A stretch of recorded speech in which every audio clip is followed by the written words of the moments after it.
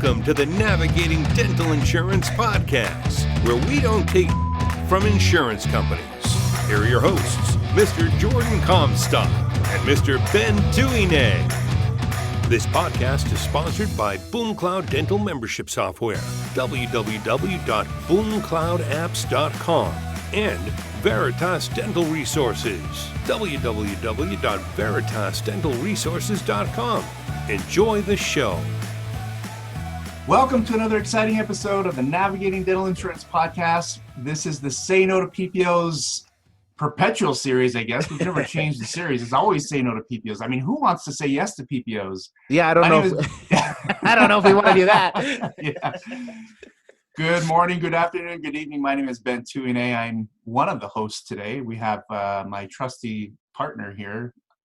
I guess I shouldn't say partner because in New Zealand it's like partner, you're sleeping together, right, Jordan? I hope not.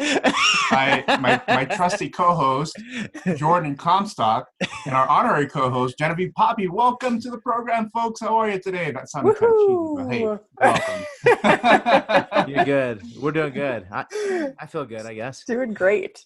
That's Doing awesome. great. So Yeah. Ben and Jordan are in Lehigh, Utah. Then Genevieve's out there in Wisconsin with all that mayhem that's going on with kind of the Yes. ground zero. We won't talk about that. Let's not go there today. We won't go there. No. Go Packers. Whole different podcast. Go Packers. Yeah. Go Bulldogs. So today, we kind of been so busy, the three of us divide and conquer. I know that Genevieve's been on, she's been flying, which has been great. I've only had 2 trips this year, if you can believe that. It's got to be weird for you, Ben. Yeah, I've only had a couple too. It's been really weird. I know it's been really strange this year, but the good thing is that we're all busy, and we found, I think in every industry, we found ways to be more efficient. This whole Zoom thing, I think people have figured out how to keep the naked people off the Zoom calls. But when you look at just the evolution of business in general, it's actually very exciting just to see how businesses have been forced to be more efficient. Sure. And today we have an exciting webinar. So our Insurance Anonymous course that we started, when was that? Was that a couple of years ago? Yeah, it was 2018. Yeah. I was just looking back. Can you believe that? Yeah, it's weird. It was weird that it was 2018. 2018. So we've been so busy that we haven't been able to continue that last year. But this year we're going to do it. We're going to do it via webinar. And we're going to talk about efficiencies as it pertains to this whole mindset about how insurance companies are just poisoning the mentality in dentistry, from team members to the way we treatment plan to fees, all the way down to patients, and this whole insurance-driven mentality that is, I call it poisonous. It truly is taking over our lives. So Jordan, myself, and Genevieve have 3 different perspectives on how we're going to tackle that, how we're going to tackle and address how we can lift ourselves and free ourselves from this whole insurance-driven control that sometimes some of us think that we can't escape. But the truth is you can. So how do we want to do this? Do we want to give a sort of a little commercial or tidbit about what each of us are going to talk about? So, there's always that saying, beauty before beasts, or ladies first. So, Genevieve, do you mind? I thought you were going to ask Jordan. He's next. Since I am like the miniature Zac Efron, according to Ben. So I was kind of. That actually is a good comparison. I totally see it. Well, I am, I think what we've put together for this course is actually really cool. And I really enjoyed the first time we did it because we bring 3 different opportunities to adjust the way insurance participates in our practice and the way we, run our businesses. The thing that I really like to talk to our group about is breaking our own insurance mindset. So we get so negative about participating with dental insurance, and we blame our patients that they care about their insurance. And we set up every conversation as though the primary factor is insurance. Yeah. And then we say that our patients are price shoppers and insurance driven, when really the insurance mindset lives within our teams. So far as I really believe that most dental front desk people now are trained to be insurance experts. They believe their job to be explaining insurance to people instead of helping people proceed with care and I'll get what I can out of your insurance. And there's two very different ways to approach how you communicate with patients, but also how you think about each conversation and how you view your role that can help sort of break that internal insurance mindset. And whether you have to participate or not, you don't have to let it dominate the course of care the way it does in their practices, the way we see it right now. I love that. Yeah. It's so amazing that many people in dental practices complain about the patients and how the patients are giving them a hard time about insurance. But when you hear the way they talk to patients, it's like, well, this is why. And sometimes it's hard for us to see our own issues, right? And sometimes it's hard for us to acknowledge that we are the problem. There's this great book called Leadership and Self-Deception. Love that book. Yeah. We are in the box. We are very in the box with insurance. I call it in the trenches. I'm focused on the trenches right here. Yeah, exactly. And sometimes we blame others for issues that we caused the problem, Exactly. Our very presentation of it is what's causing the insurance-minded reaction. And then we're mad that people, ask us questions back about insurance when it's really what we tend to lead with in almost every conversation at case presentation. And so, addressing how, here's what I know about teams that are doing this. It's not ill-intentioned. They actually believe they're being as helpful as humanly possible to know the ins and outs of every downgrade. But what they're in turn doing is helping people feel confused about proceeding with care. And unfortunately, we can look at numbers, and I'm always excited when a practice is doing well on the numbers. But the reality is if we don't have good case acceptance, our patients are not being cared for. That's the actual outcome. Is not, the money's awesome. It's great to have really productive days. But, when your treatment acceptance is at 40 and 50%, that means most of your, half of your patients aren't receiving the care they need. And in most practices, we're not presenting that much elective stuff. It's mostly stuff that's only going to get worse for our patients. And if we think we're doing them a favor by having them wait until next year when they have a new $1,000 to work with, we're not, but I know that their intention is to be helpful, just like I know it's a doctor's intention to be helpful when he over-explains a root canal. Like we have these habits all the way through our practice, but people talk about what they know about. And unfortunately, we teach our teams that the most important thing you can know about is insurance. And I think the most important thing you can know about is people. Yeah, I agree. So yeah, I have some actionable verbiage in the course, just a different way to say things, a different way to present things, but also just a different way to think through a lot of those scenarios. I'm excited about that because when you really think about that, when you have that people, this connectivity with people, I don't know how to phrase that, but that's exactly what it is. Connectiveness, and really that great and awesome customer service where you're building the value, and insurance is just secondary. The question becomes, do you really need to participate with insurance? I mean, is that even a necessity? Hell no. Hell no. Amen to that, Jordan. Amen. It's hard. I think once people can see that people will accept and proceed with care, despite insurance limitations while they're participating, when they can learn that, it does make them feel more brave in dropping plans. And, post-COVID, I've actually been working with quite a few offices on dropping plans, which is awesome. We're hearing that more and more here. Right. I mean, I don't think there's ever been a better time. We always hear people are used to change right now. Like everything is different for people. Every single thing. We're just used to this forced change as humans. And so if you're even thinking about it, I do believe now is the time. And hopefully our course can help prepare you and make you feel brave about even dropping some of them, even starting that way. Absolutely. Yeah. It's the whole goal. No, that's awesome. So folks, I mean, that alone is worth the price of admission for this course because the skills that Genevieve talks about, and she's a great people person. I love what you gave in the first Insurance Anonymous course that we ever did. Those communication tips have been so valuable for practices that I know that attended that course. But this takes it a step up because, when you're looking at participation, you feel so stuck with insurance participation or that insurance-driven mindset that the patients have. there's a different way to look at it from, just a basic communication perspective in some of those skills. So, if you only want to enroll for Genevieve's, what she just said, I will guarantee you that's going to be definitely worth your time. So thank you, Genevieve. Anything else, Genevieve, before we move on to the second most beautiful person on this call? Yeah, Ben, that's you, bro. I feel like, I think what's awesome about this is not just what each of us bring, it's the combination of the three things together. So, with that, let's let Jordan talk about what he brings to the table in battling our insurance dependency as an industry.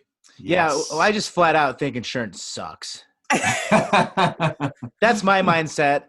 But I think, if you, I'll talk more on like the revenue and like business mindset side of it. I think insurance companies attack two major components of the business, and that's profit margins and cash flow. And those are like the foundation of any business. And it's really interesting to me that we as a dental industry has allowed them to attack those two major foundational pieces of business, right? Well, and then let's add a third one in there, because I think patient experience is important. They attack that, which that's everything, in my opinion, in regards to managing a solid practice. The financial components, and then patient experience, because everything financial is a byproduct, right? So I think that's kind of where my mind is in regards to dental insurance. But obviously, I'm huge in the membership plan realm, and of kicking out insurance companies and increasing the membership component of a practice where patients pay monthly and yearly subscription fees to get access to your practice, and you control that offer, you control that whole experience, and you build patient loyalty, and you build recurring revenue, and cut out the bad partnership of PPOs, because it really is a bad partnership. Genevieve, Ben, if you guys had a partner, let's say if I were a partner, I'm like, hey, I'm gonna make you guys let's kill your profit margins, and let's jack up your cash flow, but I probably won't be a partner that long with you guys. Would you guys agree? I think that most doctors don't realize that that's what's happening as a result of their relationship with insurance. Right. That's really what I think. It's that it's so assumed that this is what you have to do, especially younger doctors coming out. The first thing they're doing when they join a practice, and most of their first jobs is credentialing, to join everything under the sun. And it's just sort of this believed necessity. And I don't think it's looked at from that business standpoint of, delaying cash flow, hurting patient loyalty, and of course, killing your profitability. Yeah, which are kind of important. Right? Well, you have to work a lot harder for a lot less in that relationship, Exactly. You do. So that's why, I mean, most people that follow me know that that's pretty much all I talk about is subscription revenue and memberships. And I think, Jordan, how do you feel about recurring revenue?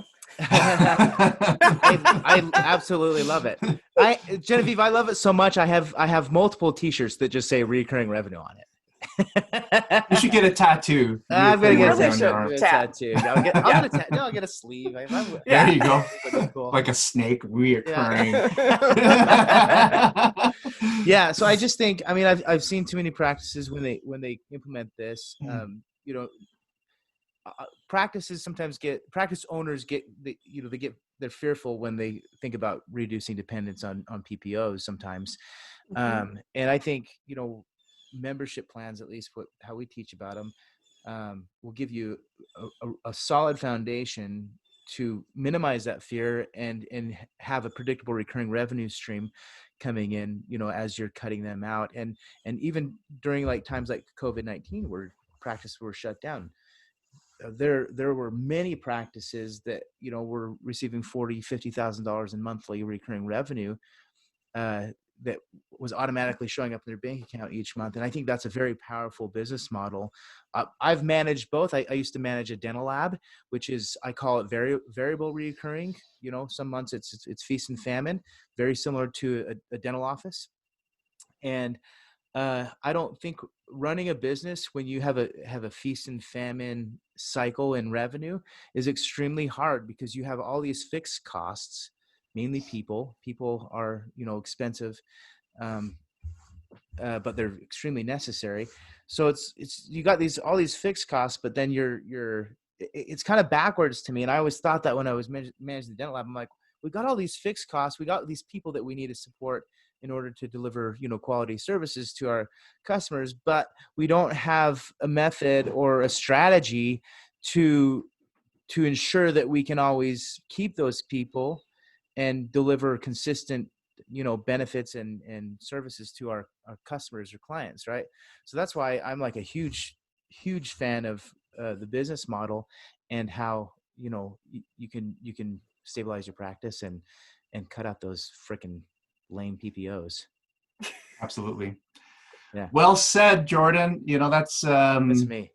No, that's I think what you teach on the subscription, we talk about recurring revenue, but the subscription model, Yeah.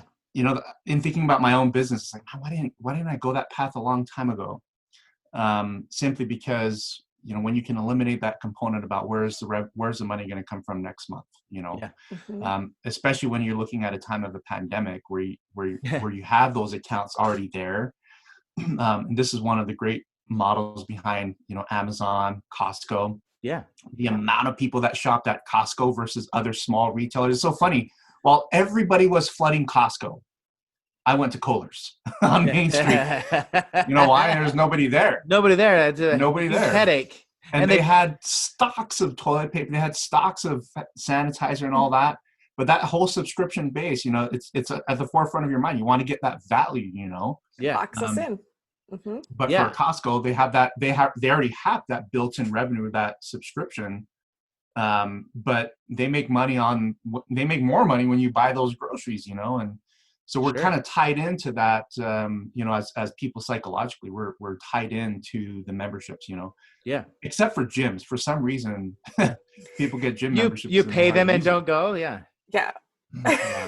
Still a good business model, I guess. We feel better about ourselves for paying for the membership. Well, it's a great business model for the gym. Yeah. We might go.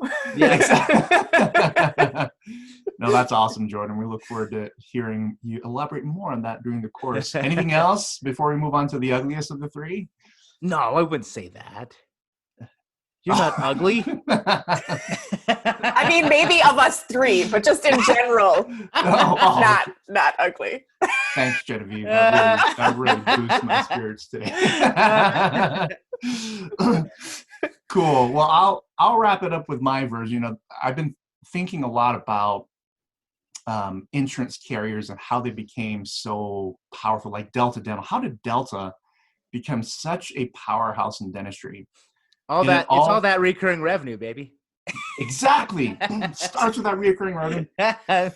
But in order for them to get there, it all started with an endorsement. An endorsement by the doctors.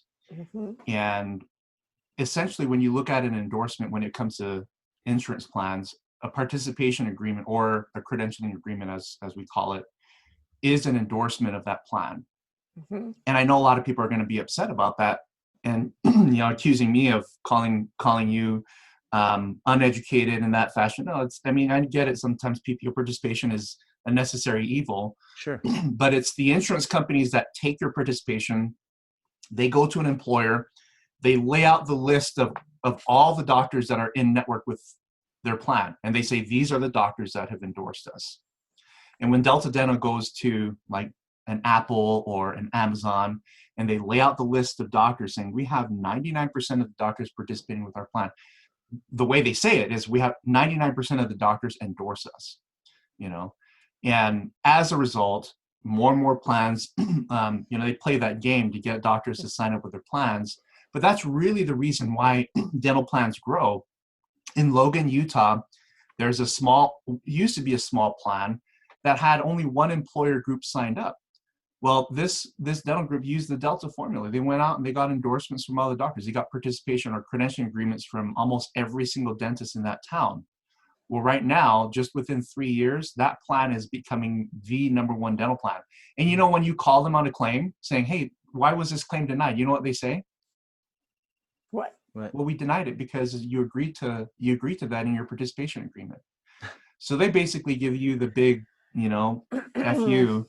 And they really have a no cure attitude. If you talk to any dentist up in Logan, I'm not going to name the insurance plan because I don't want to get sued by them. But I mean, you can ask anybody Now in I'm Logan. going to Google it.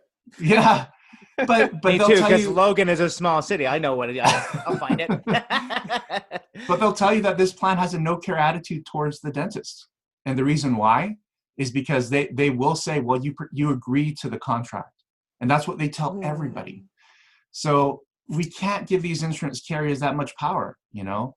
And the truth is I'm going to talk about 2 case studies during this presentation. One of a client this year who had a start date of June 1, 2020, right in the smack middle of the pandemic. Yeah. Ouch. And she started as a fee-for-service practice. And you know what? First month, 100 patients. Second Bravo. month, 200 patients. Fantastic. Third month, I mean, she's on 300 plus patients. She is rocking it as an out-of-network provider. The second case study I'm going to talk about is a client in Corpus Christi, Texas. He decided to completely drop Delta Dental. He looked at his numbers in May, and he came to a conclusion, you know what? I don't need Delta Dental. So he dropped Delta Dental. So year to date, his revenue month over month since he's been reopened has exceeded last year's, and it's not necessarily because of the catch-up. Most of his patients that he's seeing are not Delta patients, but he's probably going to retain at least 50% of his Delta patients. But when we looked at the numbers and extrapolated it out over a 12-month period, he's going to see maybe 50% less Delta patients, but somehow he's going to earn 10% more in total revenue than he did during previous years. Weird. Off of fewer patients. So this is the whole Kodak study in play.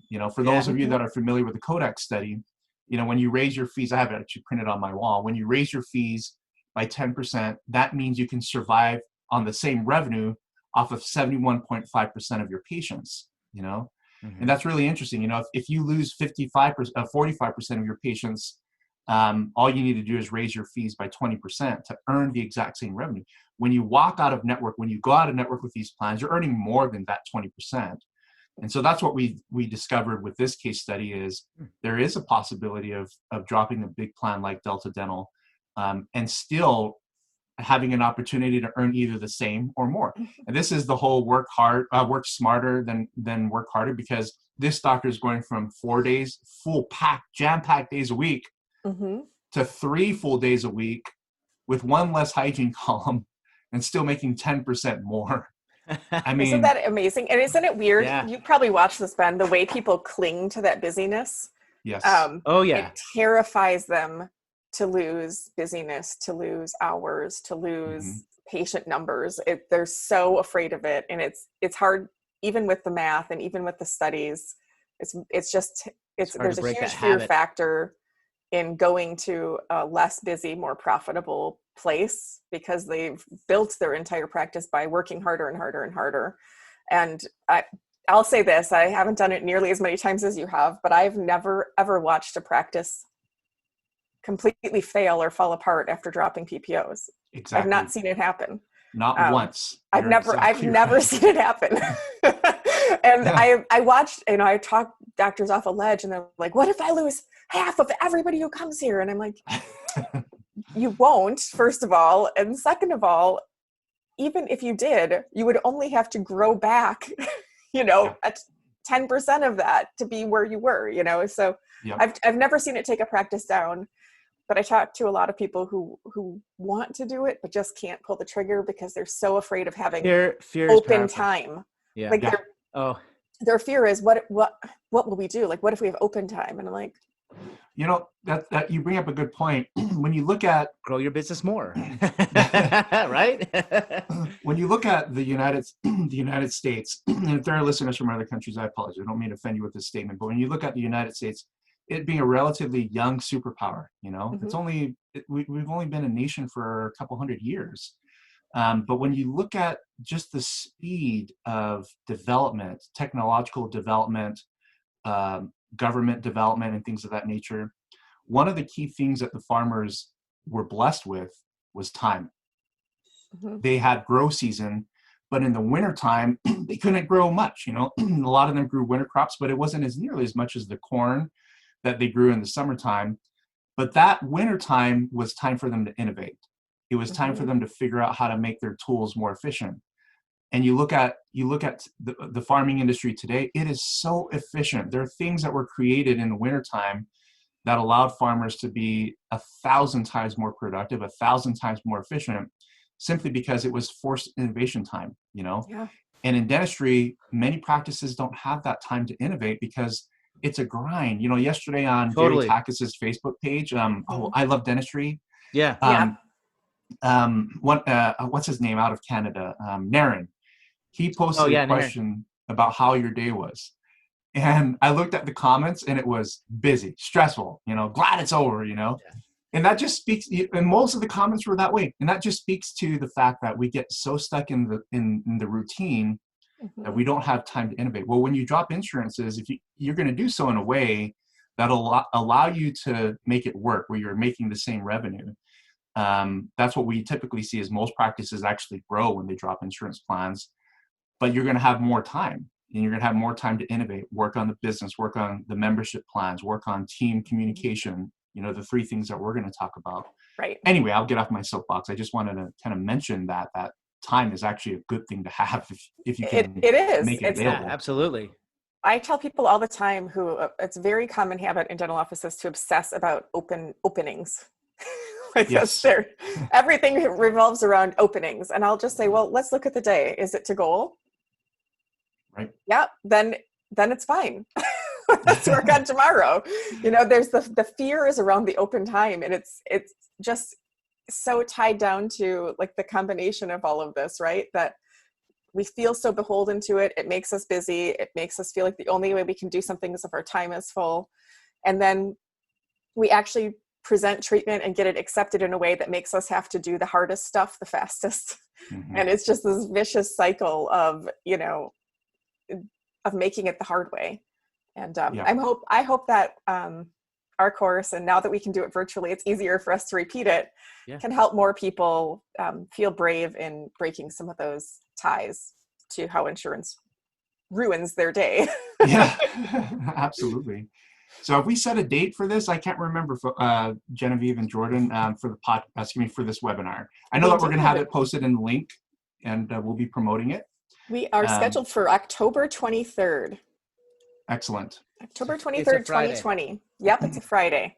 Clear your day. Yep, we'll make sure we post the link to the course in the show notes, and the dates and all that stuff, and where to register. But yes, it's a Friday, which is my favorite day. Absolutely. Yep. So get geared up, have a nice cool drink prepared for that day, and let's just have, let's prepare to have a lot of fun, because this is a topic that oftentimes can seem dull. But in all reality, if we address these insurance related issues, especially the mindset issue, holy smokes, does it provide a great level of freedom for the practices, for dentists and their teams to be more efficient, have a better, I like to think that you can earn a better quality life by not being so stressed out with, how people are going to react. Provide better dentistry, people find, you watch it, people find a lot of satisfaction on the other side of that change. And so we can spread the word. Yeah. One of my best friends, in fact, I want to bring him on the show. He's a dentist, and he is a fee for service. He's out of network with everything. He bought the practice that way and has kept it the same. And he is definitely a happier dentist than most of the other dentists that I know here in Utah. Because Utah, Ben, I know you know this, is pretty heavy, with PPOs. At least I hope. Terrible reimbursement. It's terrible. Yep. It's terrible. Yeah. So I know that it's a huge mindset shift, but there's a lot of benefits when you can do that for your practice. Yep. And honestly, that's the direction that we're going to push the industry. And that's the direction that the industry is somewhat exploring, is this out-of-network / freedom from insurance. And there are going to be 3 different angles and 3 different components that we each will share that will open up that as an opportunity for you to really have some actionable items to make that a reality for you. So Genevieve, Jordan, any closing thoughts or any final words for our listeners? I would just say, make this your year. Get brave. join us for our course. We want to support you in making those decisions and give you some pointers as to how to go about it and feel successful doing it. Awesome. Thank you. Jordan? Ditto. Ditto? Okay.